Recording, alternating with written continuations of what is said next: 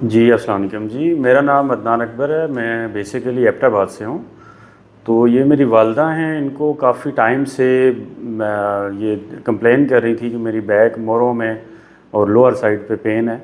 तो काफ़ी डॉक्टर्स को दिखाया है, इनकी एमआरआई करवाई है, इनको इंजेक्शन पे भी रखा है। कुछ डॉक्टर्स ने हमें कहा कि इनका ऑपरेट होना चाहिए बैकबोन का। लेकिन मैं मुलाजमत करता हूँ सऊदी अरेबिया में। तो मैं अभी स्पेशली आया हूँ, इनको पिंडी मैं घर पे आया हूँ, फिर इनको सर्च किया सीबीटी। तो उसके बाद डॉक्टर साहब के पास आया हूँ। तो हमारे आज 6 सेशन कंप्लीट हो गए। तो माशाल्लाह आज काफ़ी बेहतर फील कर रही हैं।